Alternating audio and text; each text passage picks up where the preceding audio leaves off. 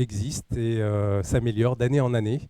Donc je les remercie tous. On voit qu'il y a une émulation super forte avec des débats au sein de la communauté qui progressent et qui évoluent d'année en année. Donc merci à tous et à toutes de jouer le jeu. Si vous avez des questions, et on espère vivement qu'elles seront nombreuses, vous flashez le code. Je pense que depuis ce matin et hier, vous commencez à comprendre la règle du jeu, mais je la répète parce que nous attendons vos questions et j'espère qu'elles seront nombreuses. Et le sujet dont nous allons parler pendant ces 3 quarts d'heure ensemble, c'est autour de l'association du mariage entre l'agilité et le design. Est-ce qu'ils s'aiment un peu, beaucoup, à la folie? Évidemment, on espère éviter le pas du tout. Et pour rendre cette question encore plus concrète, nous avons avec nous un client de Devoteam, on va se présenter juste après, la société Manutan. Et nous abordons, échangeons sur ce sujet depuis plus d'1 an maintenant. Et ça nous semblait intéressant de ne pas rester dans la théorie, mais de montrer ce qui fonctionne moins, et de l'illustrer par un cas concret. Donc merci Isabelle et Sandrine d'être avec nous cet après-midi. Et on va commencer par un petit tour de Marguerite. Alors, on a décidé d'être agile jusqu'au bout, donc je vais faire une présentation croisée. Donc, je vous présente Isabelle Novara, qui est la directrice e-commerce et expérience client du groupe Manutan. Isabelle a rejoint le groupe il y a 3 ans maintenant, et elle pilote les équipes e-commerce, les équipes produits, les équipes Insight et l'équipe Customer Experience. Merci. Donc, moi, je vous présente Sandrine Cossard avec plaisir, qui depuis 2 ans est directrice marketing et digital de la division collectivité publique au sein du groupe. Nous avons 3 divisions. Et Sandrine a rejoint le groupe Manutan il y a 8 ans, je crois à peu près, pour tout d'abord prendre en charge la direction marketing et digital de Manutan collectivité située à Niort. Et alors pourquoi nous sommes là toutes les deux? Parce que justement nous menons un projet de refonte de notre site qui a démarré il y a un peu plus d'1 an. Et quand on dit refonte, c'est à la fois refonte du front, mais également du middle et du back en même temps. Donc un projet de transformation large, de design et l'IT également associé. Et donc Sandrine, comme on applique cette refonte en premier au Papeterie Pichon, qui fait partie de la division collectivité publique, c'est pour ça que nous sommes là toutes les deux. Ravi de vous avoir sur scène avec nous. On va garder ce principe d'agilité en mode croisé. Je vais présenter Olivier Walton, qui est à côté de moi, qui est directeur conseil, expert sur tous les sujets d'expérience client, d'expérience utilisateur. Et nous sommes tous les deux au sein du groupe Devoteam, qui est un groupe français avec une grosse activité autour du conseil et qui a fait le choix il y a quelques années d'investir beaucoup dans l'agilité et de mixer ça avec d'autres expertises, dont l'expérience utilisateur, l'expérience client et le design. Olivier.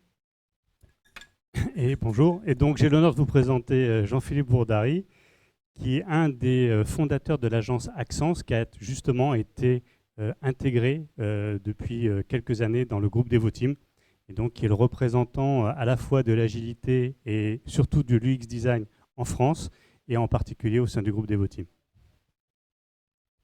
Merci Olivier. On va rentrer dans le vif du sujet, et parce que pour ne pas rester dans des généralités, en fait, la thématique dont nous allons parler maintenant, elle n'est pas applicable telle qu'elle à toute autre entreprise. Et pour bien comprendre les fondements, les choix qui ont été faits, c'est important de comprendre qui est Manutan, sa complexité, son écosystème. Sandrine, je te laisse en parler, tu le feras mieux que moi. Avec plaisir. Donc Manutan, c'est une ETI française, leader e-commerce dans le B2B. On a réalisé l'année dernière 906 millions d'euros avec 2200 collaborateurs partout dans 17 pays et 27 filiales, dont notamment, Isabelle le citait, la filiale de Niort dont je suis issue, qui était anciennement Camif Collectivité, que certains d'entre vous doivent connaître ici. On distribue des fournitures et des équipements à l'ensemble de 3 marchés, donc le marché des entreprises d'un côté, les collectivités territoriales et les artisans. Et on a une plateforme e-commerce donc B2B qui est omnicanal, donc puisqu'on a aussi une force de vente, avec plus de 700 000 références. Et vous le verrez, en fait, on a cette volonté vraiment de continuer à étendre notre offre, de développer des services et personnalisés, mais aussi vraiment, on va dire, spécifiques pour nos clients, pour continuer de nous différencier. Et puis, on a aussi, enfin, moi, je suis très heureuse aussi de pouvoir dire et très fière que Manutan embrasse l'éco-responsabilité au travers de ses initiatives, de ses opérations et aussi de son offre, hein, puisqu'on a de plus en plus d'offres éco-responsables. Et on parle de B2B omnicanal, hein, on a une force de vente, on l'a dit, donc on cherche à avoir de l'humain et du digital, hein, le tout ça sans couture, comme Isabelle aime le dire. Et chez Manutan, tout ce qu'on fait, on le fait avec amour, puisque la baseline du groupe, c'est All You Need With Love, donc tout ce dont vous avez besoin avec amour. Donc je pense qu'on est dans le thème, Jean-Philippe, pour aujourd'hui. On est complètement dans le thème, Sandrine. Merci pour cette vision très rapide d'un groupe qui est presque tentaculaire, puisqu'il est international. Mais plus précisément, l'agilité et le design, c'était quoi au début? C'était quoi au démarrage? Comment ça se présentait chez vous? Donc, l'agilité, elle se pratique aujourd'hui au sein des équipes e-commerce, commerce produit, design et digital IT. Donc, on peut dire qu'on a aujourd'hui un niveau de maturité intermédiaire. Donc, c'est encore en construction, hein, avec une belle progression au cours des 9-12 derniers mois. Mais il y a encore beaucoup de choses devant nous. On avait des pratiques, alors on va dire à peu près agiles, pas complètement agiles, différentes selon les équipes, un peu pas assez communes. Donc ça, c'est là où on en était. Donc c'est quelque chose sur lequel on travaille. On a mis en place une organisation produit il y a quelques mois. Et donc le design est rentré dans cette organisation produit, dans des feature teams et donc comment elle s'organise. Et aujourd'hui, alors vraiment, quand on parle de design sur la plateforme groupe, donc c'est UX, UI et UX Research, on a 6 designers, un lead UX, UI et 2 UX Researchers. Une équipe dédiée au groupe. Et par rapport à ce que nous pouvons connaître chez d'autres clients, vous êtes plutôt quand même très préoccupé par tous ces sujets depuis quelques années et je vous en félicite. Voilà, ça rend les choses beaucoup plus conviviales et agréables au quotidien. Et évidemment, vous êtes une entreprise commerciale. Donc derrière entreprise commerciale, il y a des objectifs à atteindre. Voilà, je ne vous fais pas la leçon, hein, vous la connaissez très très bien. Et forcément, quand vous avez entamé ce programme de refonte des sites, hein, quels étaient les enjeux à la fois digitaux et également business? Comment ça s'inscrit dans les perspectives du groupe? Donc, tu l'as dit Jean-Philippe, hein, on a des enjeux de performance économique, normal, hein, on est un distributeur et voilà, hein, on a une activité commerçante et commerciale. Donc, on avait comme enjeu aussi, on en a parlé, hein, d'étendre notre offre de produits. C'est quelque chose que l'on souhaite offrir à nos clients pour leur faciliter leurs achats et leur vie au quotidien. Donc là, on a cet enjeu et également un enjeu d'éco-responsabilité fort, à la fois qui est un axe de développement et qu'on doit vraiment intégrer dans notre développement au sein du groupe et dans la proposition de valeur que l'on fait à nos clients. Donc ça, c'est un cadre.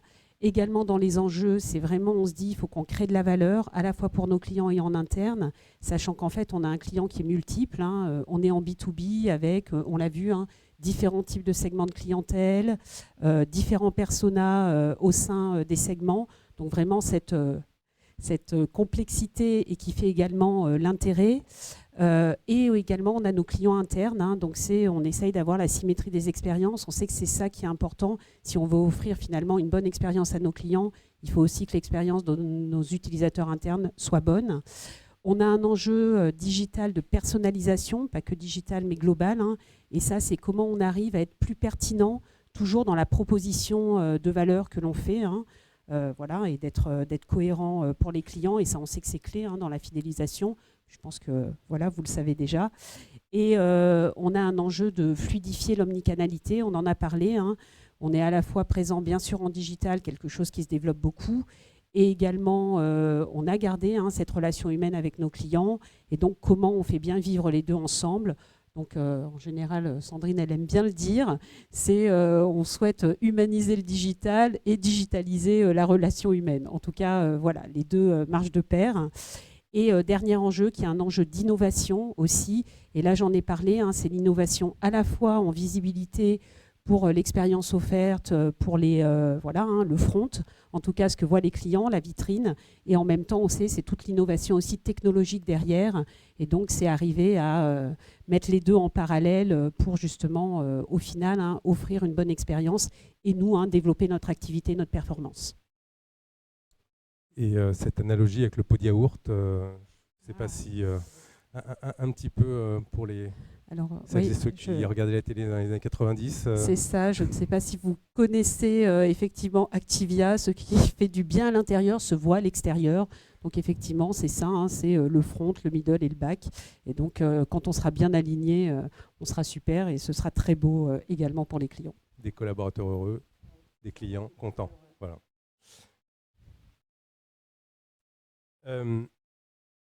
Je me permets juste un petit rebond, parce que c'est revenu souvent, c'est cette nécessité d'être super véloce pour être très très réactif sur un marché concurrentiel et agressif, avec des nouveaux acteurs entrant en permanence et dont on ne connaît pas toujours clairement la stratégie. C'est vrai, nous on a tendance à parler d'un monde VUCA hein, qui est connu hein, par ailleurs, hein, volatile, complexe, ambigu et incertain. On l'a tous vécu hein, avec les différentes crises Covid et on en oublie certainement. Hein, mais ce qui fait qu'on est dans cette obligation d'être vraiment adaptatif et réactif. C'est presque plus un défi de l'être, ça devient une réalité de tous les jours. Hein. Et donc on a dû nous aussi apprendre cette vélocité avec les équipes. Donc déjà bien se connaître, collaborer ensemble, apprendre à focaliser sur les projets et à donner des lignes, on va dire, très claires aux collaborateurs. Et puis créer ensemble, chaque jour, des nouveautés qui vont nous permettre de nous différencier. Parce que le marché, il est de pire en pire, on va dire. C'est un océan rouge et si on veut rester debout, il faut se différencier au plus possible, quoi. Donc cette vélocité, finalement, c'est ça qu'elle va nous apporter, nous permettre de vraiment rester en face de ce marché qui est de plus en plus exigeant. J'espère que l'agilité vous a aidé dans cette vélocité. Moi, j'ai une question pour Isabelle. On voit afficher là, la notion de corps modèle digital et être adaptatif. Et j'ai le sentiment que dans l'univers dans lequel est Manutan, sur 17 pays, plus de 27 filiales, plusieurs marques, comment est-ce que cette vision de refonte finalement peut fonctionner et en quoi le corps modèle digital est finalement peut-être une des clés? Donc effectivement, hein, ce que l'on cherche à faire, c'est à avoir un corps modèle. Donc c'est une vision commune, un socle le plus commun possible. Donc on a une partie d'activité qui est très similaire hein, entre nos différentes filiales, avec effectivement quelques spécificités liées soit au marché, soit à la marque, soit au pays. Donc quand je dis marché, c'est segment de clientèle. Donc effectivement, d'abord on s'est dit on crée ce corps modèle, donc ce socle commun, et ensuite on va l'adapter en fonction des spécificités, le moins possible bien entendu, mais on sait que c'est ça aussi qui crée de la valeur. Donc c'est ça notre corps modèle voilà, hein, digital, et effectivement l'enjeu c'est que ce que l'on crée soit scalable ensuite. On voit, hein, le contexte global n'est pas simple, les enjeux sont assez conséquents. Et pour revenir sur la thématique qui nous rassemble aujourd'hui, en fait, c'est le rôle et l'intérêt, j'ai envie de dire la nécessité d'avoir deux piliers forts que sont l'agilité évidemment très structurante et le design qui vient nourrir et consolider tout ça. Est-ce que vous pourriez nous faire une petite photo, pas un avant-après tout de suite, mais au moins un état de l'art de chez Manutan? Un avant et un pendant. Donc effectivement, donc l'avant, le contexte, on l'a dit, on a des niveaux de maturité différents au sein des équipes, à la fois entre l'agilité et le design. Donc ça, c'est le contexte, le point de départ. On avait une équipe voilà, déjà avec des designers, des méthodes pas forcément communes, et puis surtout qui travaillaient en design studio, donc pas encore intégrés dans les squads ou dans les feature teams. Donc là, c'est vraiment justement un enjeu de désiloter ça. Et donc, c'est un enjeu globalement, je vais dire, si je résume, de transformation, à la fois culturelle, hein, comment on devient plus agile, et le design intègre cette agilité en lien avec l'organisation produit que l'on a mise en place. Donc ça, c'était on va dire, le contexte en termes d'organisation et d'agilité. On a également un enjeu qui est, on travaille encore sur l'existant, bien entendu, puisque c'est ça, hein, c'est notre plateforme qui opère l'activité e-commerce aujourd'hui, tout en travaillant la vision de demain. Donc voilà, avec des équipes qui peuvent travailler sur les deux ou certaines personnes qui peuvent travailler que sur l'un. Donc c'est cette organisation, on sait, hein, trouver le juste milieu et voilà, le bon équilibre pour que ça fonctionne bien. On a eu aussi, hein, dans les enjeux le MVP, parce que pas simple, hein, de choisir une enseigne, une marque au sein du groupe pour dire par laquelle on commence, hein. Donc ça, c'est quelque chose. Et puis Sandrine, je pense que tu en parleras un peu. Voilà, le MVP important. Et également, alors ça c'est un point de méthode, mais qui est important, c'est comment on s'assure de bien recueillir, hein, les feedbacks, les insights des utilisateurs internes et des clients bien entendu, au fur et à mesure que vraiment ça nous nourrisse et ça valide des points. Et ça, voilà, on sait que ça peut paraître simple, mais c'est pas si simple, surtout en B2B, quand on veut les bons profils, au bon moment, etc. Ça s'organise pour s'industrialiser un peu. Si on rentre un peu plus dans le détail, j'ai souvenir que quasiment dès les premiers mois, on a eu beau secouer la bouteille et attendre que tout retombe en se disant ça va se mettre dans le bon ordre. On a identifié des points d'amélioration assez rapidement. Et si ce n'est pas indiscret, est-ce qu'on peut en partager quelques-uns aujourd'hui ? Oui, on peut en partager quelques-uns. C'est vrai que l'agilité, c'est ça aussi, hein, c'est d'apprendre, je pense, un peu en marchant. Nous, on s'est rendu compte que dès le départ, c'était important d'avoir les bonnes ressources. C'est-à-dire que l'équipe soit complète, que ce soit au niveau design, research, coach agile, product owner et PM, parce que ça permet d'aligner un peu tout le monde sur le projet, de cadencer les différents sprints. Et que si on a des trous par ailleurs, en fait, ça peut devenir compliqué. Le deuxième point, c'est qu'il a fallu accepter d'autonomiser les PO. Alors perso, moi, j'ai eu beaucoup de mal. Pourquoi ? Parce que ça voulait dire qu'ils étaient en capacité de prendre des décisions sur un bout du site, hein, et donc que d'un point de vue métier, ils pouvaient prendre des décisions très structurantes et moi me laisser un peu au milieu du village. Donc j'ai eu du mal à lâcher ça, et ça veut dire aussi d'avoir les bonnes personnes qui sont en capacité d'aller chercher l'information et de prendre les bonnes décisions. Ça, c'était important. Il faut accepter de démarrer petit.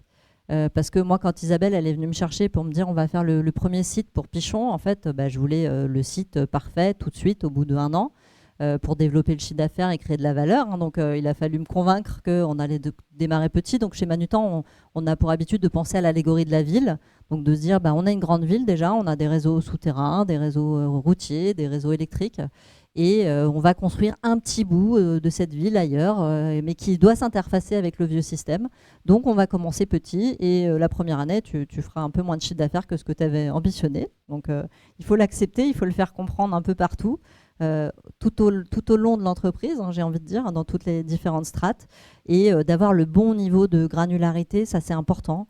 Dans la vision, c'est-à-dire que moi j'ai besoin de rendre des comptes, on a aussi besoin de parler de ce gros projet partout dans l'entreprise, et à quel niveau on fait du rétex, hein. Est-ce que les chiffres c'est très détaillé, est-ce que ça doit rester plutôt macro? En tout cas, comment on se rassure pour se dire que ce projet il avance, et il avance dans de bonnes conditions? Et ce que tu dis, Sandrine, est vrai à tous les niveaux de l'entreprise, c'est-à-dire je me souviens de la complexité de rassurer le top management pour qu'ils se disent ça avance, même si j'ai pas tout vu, sans descendre dans les égouts, hein, pour reprendre ton analogie avec la ville. Voilà. Et en même temps, également, au niveau des équipes design, de se dire oui, je ne vais pas faire le projet jusqu'au bout de ce que j'ai dans la tête, parce qu'il y a un principe de réalité à mettre en œuvre. Et donc l'onboarding de l'ensemble des équipes et la compréhension des enjeux est fondamentale dans tout ça. Tu veux rajouter un mot, Sandrine, Sylvie? Ok, très bien. Voilà, le choix que nous avons fait pour illustrer un petit peu plus en détail la manière dont ça s'est passé, c'est que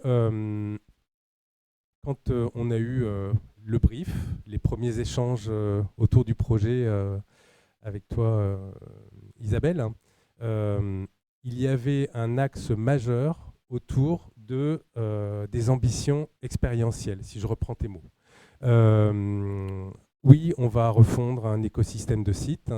Oui, on doit être attendu à tel ou tel niveau, mais on doit partir du client final, de celui qui achète, qui est parfois un individu, parfois une organisation, parfois complexe, parfois simple.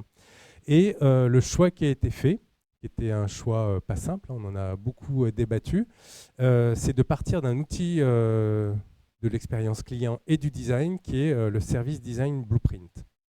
Et cet outil, et je vous laisserai ensuite nous faire votre feedback, parce que c'est là où c'est intéressant, c'est un choix que nous avons fait collectivement, et il a eu l'avantage de structurer la vision client, de cadencer le projet, de structurer le backlog, de structurer les sprints, et voire même de structurer la manière dont les feature teams et les équipes allaient être organisées.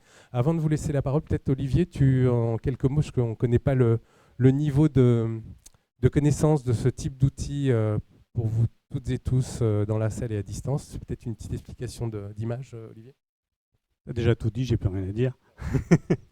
Non, globalement, un blueprint, c'est simple. Hein, il faut qu'on arrive à aligner finalement la vision expérientielle que s'est fixé Manutan avec l'ensemble des éléments qui vont supporter cette vision expérientielle. Donc on doit reporter sur un document qui est censé être visuel. Donc imaginez cette cartographie qui se lie à plusieurs niveaux, existante et imprimée sur un mur de plus de 3,50 m, qui est devenu un véritable outil de visualisation pour toutes les équipes, y compris pour le management. Donc l'idée, c'est d'avoir finalement les étapes clés sur lesquelles on va devoir travailler, d'avoir la vision de l'ensemble des fonctionnalités qui vont être nécessaires à chacune de ces étapes par rapport à l'existant, et de mettre en regard finalement les processus qui vont devoir être mis en place pour pouvoir alimenter ces fonctionnalités et donc générer l'expérience attendue d'un point de vue client. Et évidemment, en dernière couche sémantique, bref, vous avez tous les éléments en termes d'outils technologiques qui vont venir également supporter finalement à la fois les processus et à la fois l'expérience client. Donc très simplement, on est sur une vision assez simple, qui est classique pour le haut pour ce qu'on appelle de l'expérience client et pour le bas pour ce qui est de l'ordre finalement du blueprint, comme on l'avait imaginé dans un mode classique il y a 20 ans. On appelle ça des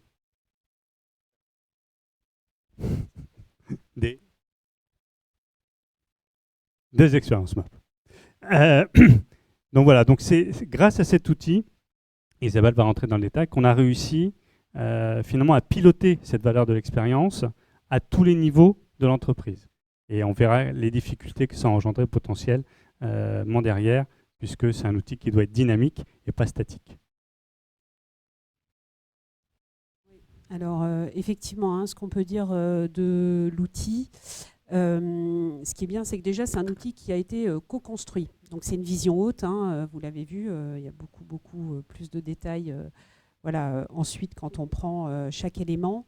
Mais ça a permis effectivement de mettre ensemble toutes les parties prenantes autour du sujet, utilisateurs internes, clients, et quand je dis utilisateurs internes, c'est aussi tous les différents départements qui interviennent aux différentes étapes du parcours client.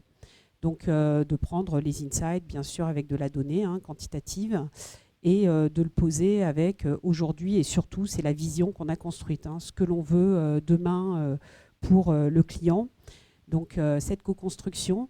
Ensuite, justement, comme c'est co-construit, c'est plus facile d'aligner tout le monde. Donc, et vraiment, quand on dit s'aligner, ça va du management jusqu'aux différents acteurs autour du projet, les fonctions, les métiers qui interagissent directement avec le client, et le digital, bien entendu, également, à la fois technique et design. Ce que ça a permis aussi, c'est d'identifier les moments clés et de prioriser par la valeur, de dire quels sont les éléments les plus importants ou les plus différenciants pour nos clients. Donc, où ça permettait de se dire, là-dessus, il faut vraiment qu'on fasse un effort spécifique. Ça permet d'avoir une cohérence globale et de garder cette vision au fur et à mesure. Donc, c'est quelque chose, c'est visuel, auquel on peut se rapporter et effectivement qui va évoluer en fonction des différents travaux. On voit que c'est un peu différent, etc. Donc, ça permet de se dire, j'ai ce référentiel qui reste et bien sûr ensuite qui est décliné. C'est le niveau haut de la vision et après comment on rentre en granulaire. Ce qui est intéressant, c'est que quand on travaille, on se parle de feature team, de squad, et effectivement ça permet de travailler des sujets de manière agile, plus rapide et de manière, on va dire, non dépendante les unes des autres. Maintenant, ce qui est important, c'est comment je gère cette transversalité. Parce qu'effectivement, on voit le client où beaucoup de personnes sont transverses. Or, pour découper, il y a un moment où on a besoin d'être en vertical aussi. Donc, ça permet de garder cette vision. Alors, à vous écouter, je sais qu'on est un petit peu en retard, donc on va aller un peu plus vite. Le mariage paraît aller de soi entre l'agilité et le design. J'ai le sentiment qu'il y a quand même eu quelques challenges. Comme dans tous les mariages, il y a des hauts et il y a des bas. Même si ça peut sembler comme ça très naturel, je trouve que quand je t'entends, Isabelle, on a l'impression qu'on a un peu oublié le passé. Mais globalement, non, il y a bien sûr des défis à relever. Le premier, c'est la montée en compétence des équipes sur l'agilité et sur l'UX design, et y compris nos chers développeurs, parce que d'un point de vue IT, il faut aussi qu'ils s'y mettent et que ça change un peu. On a du Reaxim. Grâce au blueprint, en fait, on a une vision de nos processus futurs.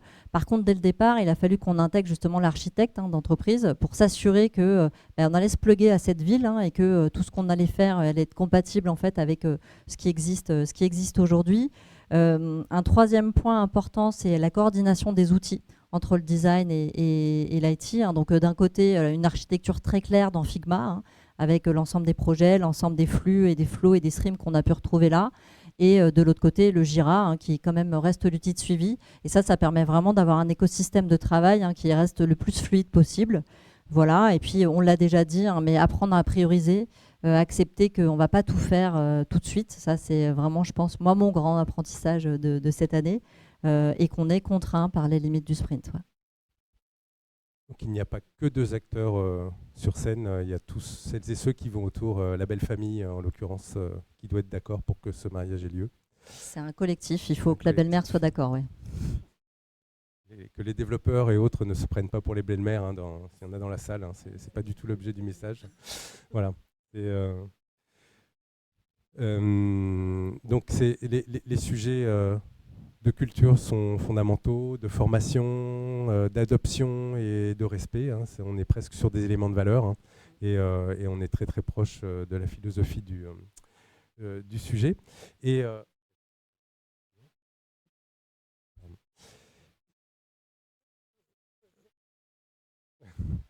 voilà. Ouais. Résumer ce que vous feriez différemment finalement aujourd'hui à l'aune de ces 12 mois d'avancée.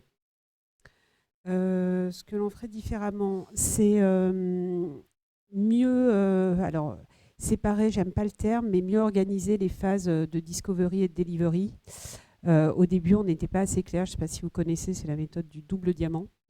Voilà, pour se dire comment aller, on a tendance à aller un peu vite parfois en réalisation et sans avoir bien posé toute la faisabilité technique en amont.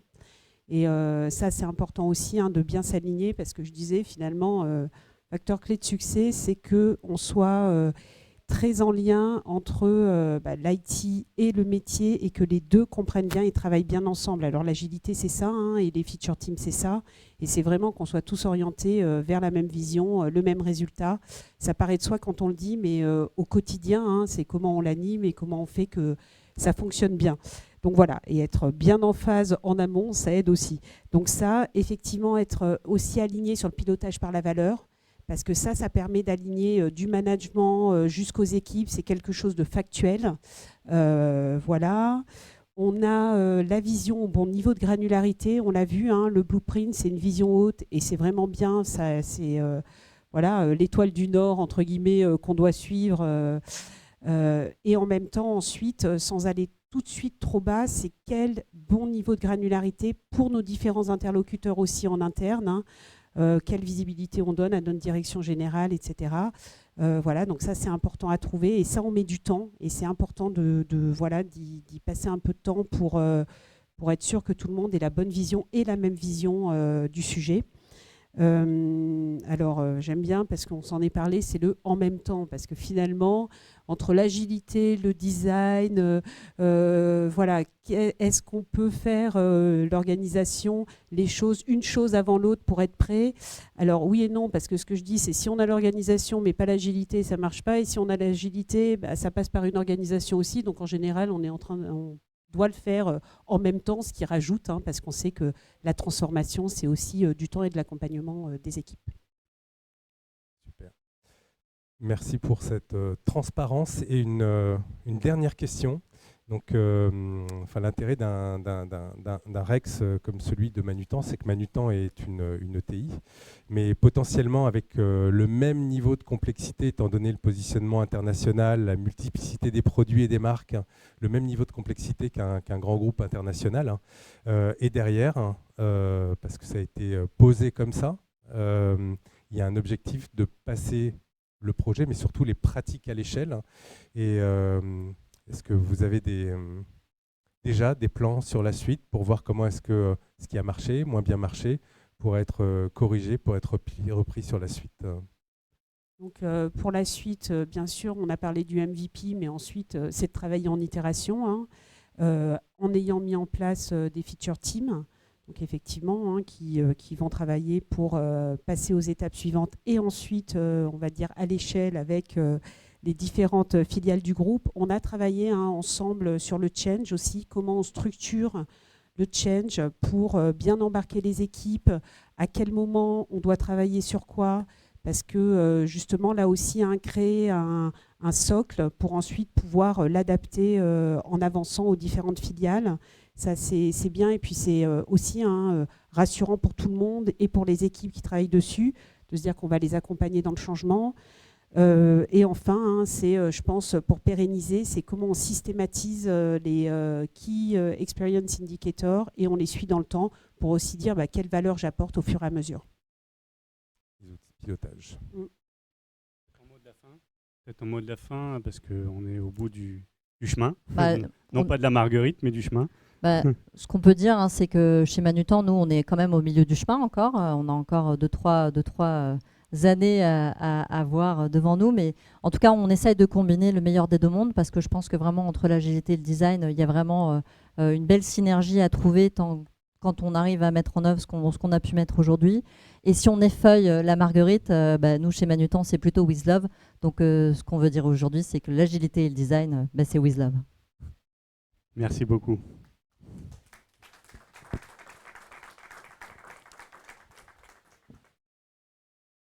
Donc, si vous avez des questions, tu veux qu'on fasse? Ouais, ça serait top, mais je pense que le QR code des questions va être réaffiché parce que à Paris, ils n'ont pas bien vu le QR code. Mais en attendant, il y a peut-être déjà des questions dans la salle.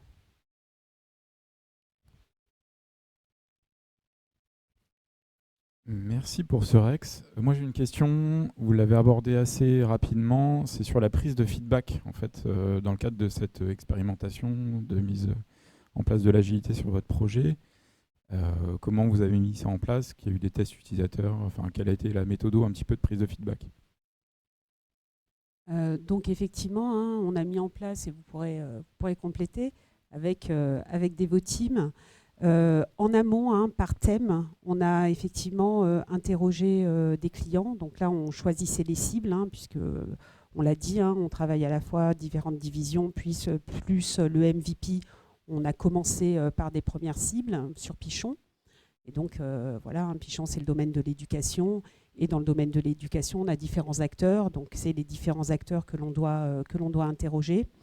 Donc, ça, on l'a fait en phase justement de discovery. Déjà, bien comprendre les besoins, les attentes, comment ça fonctionnait aujourd'hui, etc., les pain points. Donc, en amont.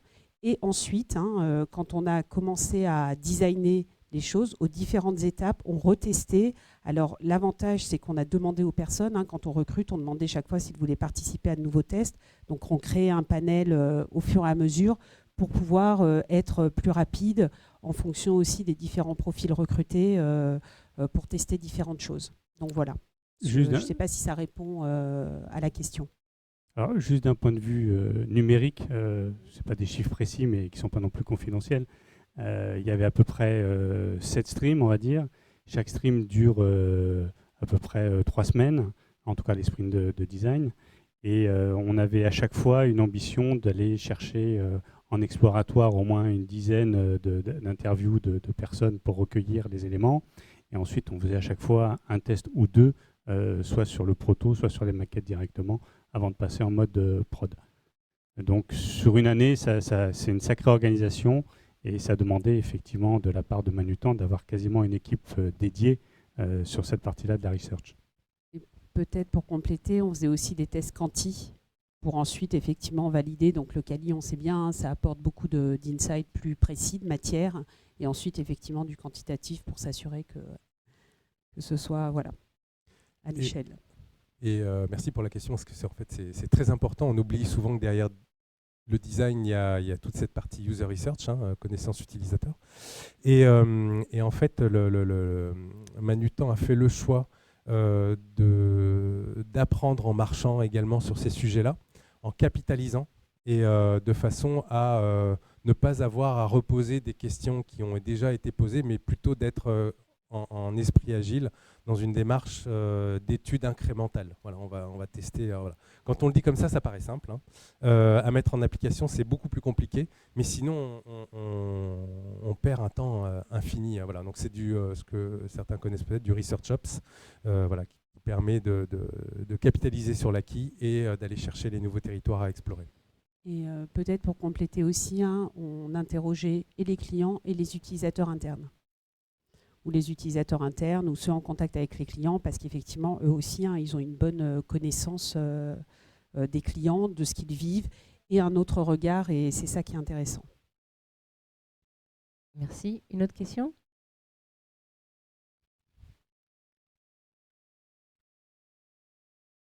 Bonjour. Avant la question, un témoignage.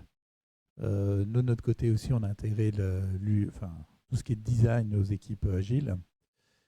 Alors, je suis entièrement d'accord avec vous, with love. Par contre, ce qu'on avait vu avant, c'est que dans les projets, ça ne marchait pas. C'est-à-dire que pour bien intégrer le design, il faut passer en mode agile. Moi, j'en fais quasiment une condition nécessaire. Ensuite, une autre question, c'est, vous avez évoqué le fait de prendre un risque par rapport à la direction. Donc, comment vous avez réussi à les rassurer, à leur permettre, à obtenir l'autorisation de prendre ce risque de transformation? Donc, effectivement, c'est intéressant parce que ce qu'on voit, c'est que quand on est sur ces projets de transformation, la transformation, c'est vraiment de toute l'organisation. Et effectivement, tout le monde, je pense, la plupart, on a une culture plutôt projet. Et donc, de dire qu'on passe du projet au produit et à l'agilité avec tout ce que ça signifie, il y a au départ un entre-deux à trouver. C'est quand je disais le bon niveau de granularité, c'est-à-dire qu'à la fois, c'est d'expliquer à la direction comment ça se passe, donc ce qui change, et en même temps d'expliquer aux équipes produits que quand même, on a aussi des parties prenantes importantes dans l'entreprise et qui ont besoin de voir certaines choses sans descendre trop dans le détail et sans aller que sur des liens Figma, etc. ou pour voir. Donc comment on arrive à mener les deux. Pas simple, pas toujours simple.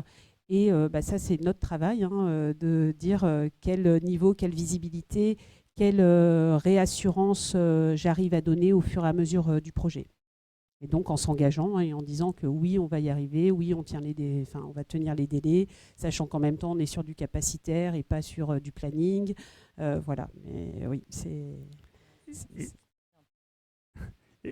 Et pour compléter la réponse d'Isabelle, concrètement, il y avait évidemment une comitologie qui était en place, donc on avait nous, ce qu'on avait appelé un busco. Donc, on reportait finalement ce qui se passait au niveau des feature teams en termes de conception et d'échange autour de l'ensemble des ateliers avec les métiers, avec le legacy, avec les devs, etc.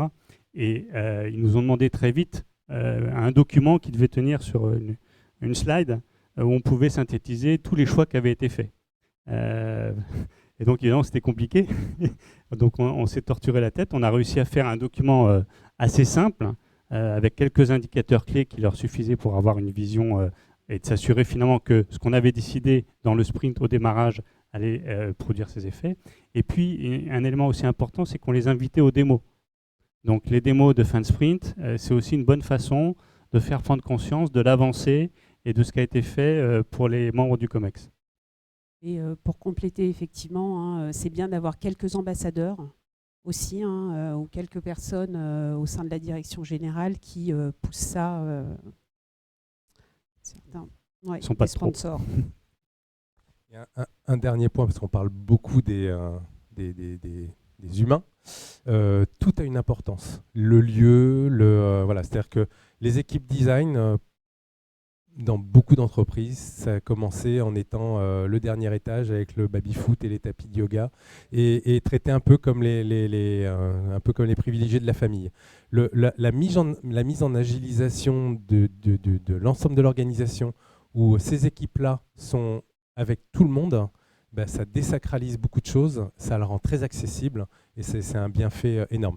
Il n'y avait pas le baby-foot, il n'y avait pas le tapis de yoga, mais il y avait... c'était pas très, voilà, je voulais pas le dire, mais Sandrine l'a dit pour moi, c'était pas très éloigné. Et là, il y a vraiment un état d'esprit important. Le moindre détail a un rôle. Juste peut-être réagir à la première réflexion sur il n'y a pas d'UX sans agilité. Moi, c'est pas faux, mais je pense que le fait de passer de la vision projet à la vision produit, effectivement, c'est indispensable. Avant, ça fonctionnait très bien. On pouvait très bien avoir des projets et n'avoir que de l'UX sans avoir une organisation agile. Et la difficulté, c'est que dans des entreprises qui sont peu matures ou pas assez matures, ben finalement, il y a encore ces deux modes de fonctionnement qui se font en parallèle. Et c'est là où ça devient très complexe à modéliser. Merci. Alors, il y a une question sur le klaxoon que je vous partage. Comment faites-vous pour impliquer vos clients externes et à quelle fréquence ? Donc, alors, comment on fait ? On les recrute au fur et à mesure et on capitalise. Ce que je disais, ce qui est important, c'est on leur demande chaque fois s'ils veulent à nouveau participer. Et donc, ça nous permet d'avoir quand même un panel de clients disponibles, ou en tout cas qui à un moment ont exprimé le fait qu'ils voulaient bien à nouveau participer. La fréquence, alors idéalement en fin de chaque sprint. Donc c'est beaucoup, mais au moment des démonstrations ou une fois que c'est développé, est-ce que ça correspond bien ? Donc on le fait sur les utilisateurs internes et en général, on essaye de demander à quelques clients. Alors sans rentrer dans trop de détails, l'avantage d'avoir travaillé sur le blueprint en amont, c'est-à-dire avant de démarrer la phase de conception avec les différents sprints, c'est qu'on a pu sensibiliser l'ensemble des membres de l'organisation, notamment les commerciaux aussi, sur la nécessité d'aller chercher très rapidement et d'identifier très rapidement des personnes qui seraient en mesure de nous accompagner, d'où ce panel finalement de clients tout au long de l'année. Donc c'est grâce à ça qu'on a réussi à l'animer, grâce aussi à une équipe dédiée en termes de research, et ça c'est important. Si vous n'avez pas d'équipe dédiée et que vous faites faire ce travail-là par les designers ou éventuellement même par des PO, ce qui parfois peut arriver, ben ça ne fonctionnera pas parce que c'est beaucoup d'énergie et beaucoup de temps. Donc je l'ai dit en amont, on a 2 researchers full-time. Encore une question de Paris qui nous est arrivée. Comment avez-vous formé toute l'organisation en agilité ?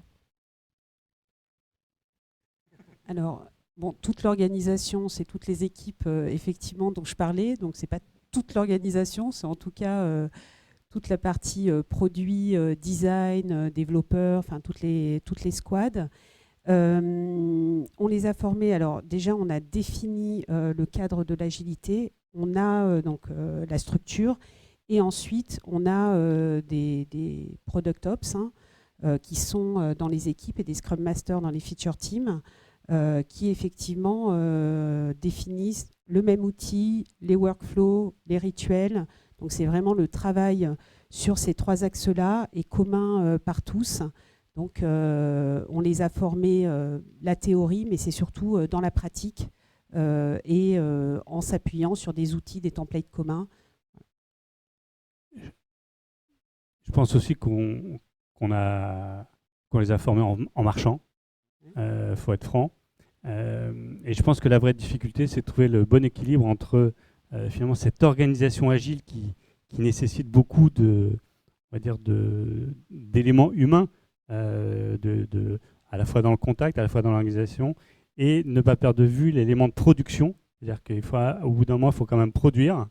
Et donc, il faut trouver le bon équilibre entre ce besoin d'organisation et ce besoin de production dans un environnement qui est véloce et dans un sprint qui est quand même relativement court. Quand on y pense, 3 semaines, ça passe très très vite. Donc c'est ça qu'il faut arriver à trouver comme une alchimie correcte pour que ça avance correctement et que ça ne fasse pas au final de frustrer et de frustration. Peut-être pour compléter, c'est vrai que la théorie existe, mais effectivement la théorie elle s'applique jamais exactement de la même manière parce que ça dépend où l'entreprise en est, les équipes, etc. Et c'est comment on trouve la bonne formule qui correspond à l'entreprise, à l'organisation et qu'on adapte au fur et à mesure en fonction des REX qu'on a pour vraiment trouver la meilleure formule pour l'entreprise et les équipes et qui puisse être ensuite, surtout, c'est commune à tous. Merci beaucoup. On va clôturer là-dessus parce que c'est déjà l'heure. On pourra manger des petits croissants en continuant à discuter. On vous a remis la slide du rôti pour que vous puissiez faire un retour aux speakers pour leur permettre d'améliorer encore leur présentation. Et donc, merci encore à eux. Merci beaucoup.